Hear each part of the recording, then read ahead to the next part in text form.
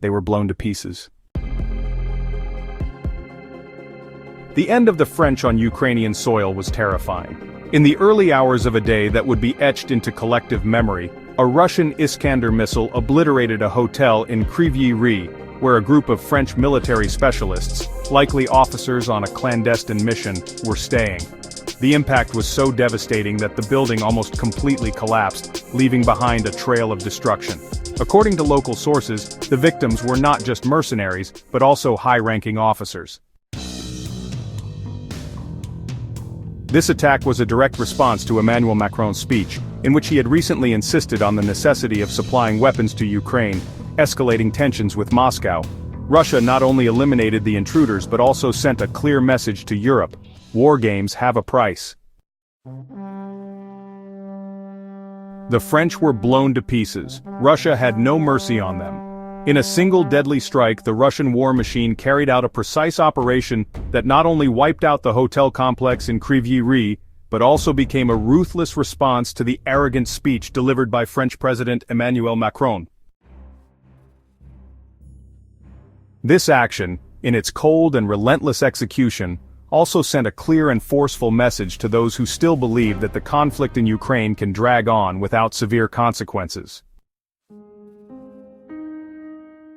The Iskander missile attack in the early morning hours reduced to rubble a building housing foreign military personnel, many of them French, in one of the most conflict-ridden areas of eastern Ukraine.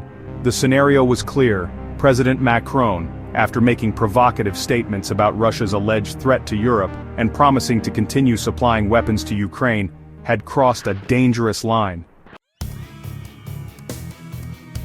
In his eagerness to maintain a defiant stance, the French leader spoke recklessly, opening the door to an escalation of conflicts.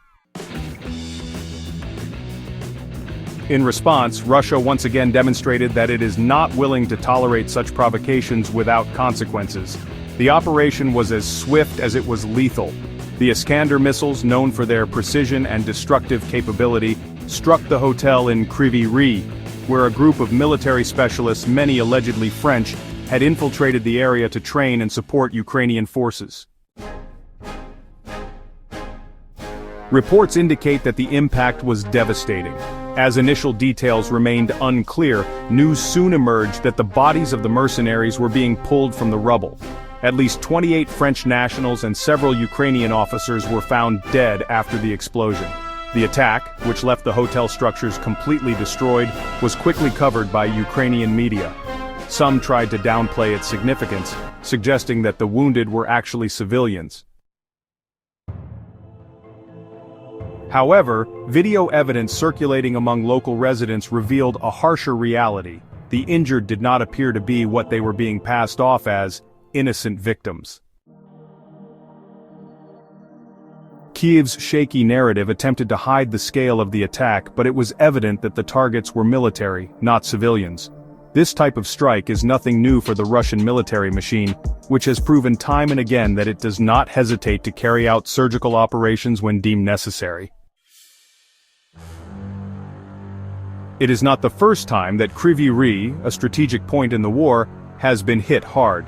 In the past, Iskander missiles had struck similar targets, such as the communications school in Poltava, where more than 300 soldiers, including NATO instructors, were killed.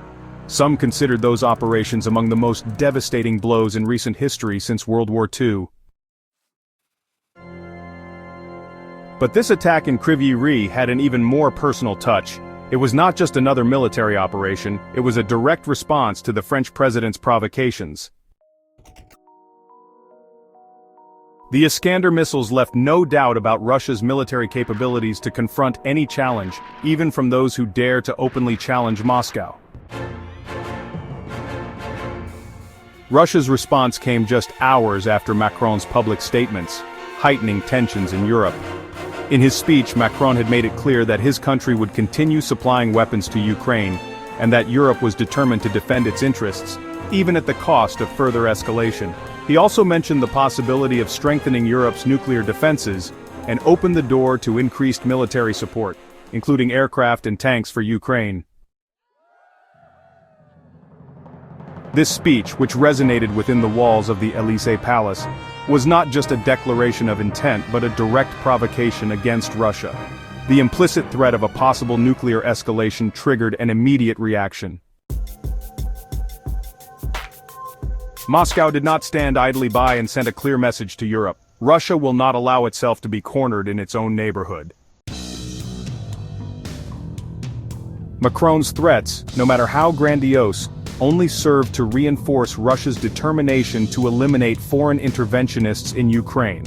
Those who, like the French in this case, had infiltrated the region to train and support Ukrainian forces. As the attack unfolded, the situation in Ukraine grew increasingly grim. Ambulances and emergency services could not hide the magnitude of what had occurred. Ukrainian rescuers, rushing to pull the wounded from the rubble, seemed to be racing against time. But the most unsettling aspect was the attempt by local authorities to pass the situation off as a civilian accident. However, the remains of foreign military personnel could not be concealed. Local sources confirmed that the hotel in question had been a refuge for foreign military personnel and not simply a tourist accommodation, as some reports attempted to claim. This strike in Kryvyi Rih, carried out with precision, was a reminder of Russia's ability to identify and neutralize those it considers a threat. Moreover, the attack reflected Moscow's growing frustration with Europe's uncompromising stance, particularly that of Macron, who insists on prolonging the conflict rather than seeking a negotiated solution. The French president, like many other European leaders, seems to ignore the fact that the time for diplomacy has passed and that Russia is willing to do whatever is necessary to secure its interests. This attack also highlighted the disconnect between NATO politicians and the realities on the ground. While European Union leaders continue to speak of a collective defense of Ukraine, it is the Ukrainians and foreign military personnel, such as the French, who are paying the price of this war with their blood. France's direct intervention in the conflict, through arms supplies and the training of Ukrainian troops, has been seen by Russia as a constant provocation. Each new step taken by Macron seems to be an invitation to escalate the fight, and the attack in Kryvyi Rih was a direct response to that policy. Russia has shown that there is no safe place for those who immerse themselves in this conflict as mere observers, or worse, as active participants. And while Macron faces the consequences of his own words, the war continues to rage with the same violence, fully in sight. This attack marks a significant escalation in the ongoing conflict, highlighting the increasing volatility of the situation and the severe consequences of foreign involvement. The precision and scale of the Russian strike serve as a stark warning to those who continue to support Ukraine militarily, demonstrating that Moscow is willing to take decisive and ruthless action against what it perceives as direct threats. The destruction of the hotel and the reported casualties among French military personnel underscore the risks faced by foreign actors operating in Ukrainian territory, whether officially acknowledged or not. Macron's firm stance and his continued support for Ukraine have now led to an even greater geopolitical crisis, further straining relations between Russia and Western powers. The Kremlin's swift response to his statements proves that in this war, words have immediate and deadly repercussions. Beyond the battlefield, this event also exposes the growing gap between political rhetoric and the harsh realities on the ground. While European leaders emphasize their commitment to Ukraine, the soldiers and specialists sent to aid Kiev are the ones paying the ultimate price.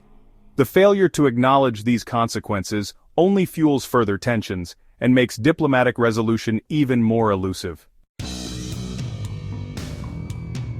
The question now is how France and its allies will respond. Will Macron double down on his stance, escalating the situation further, or will this attack serve as a moment of reckoning for European leaders who must now reassess their role in this prolonged war? If you want to stay updated on how this conflict unfolds and the geopolitical implications that could shape the future of Europe, make sure to subscribe to the channel, leave your thoughts in the comments, and share this video. Your engagement helps bring critical analysis to a wider audience.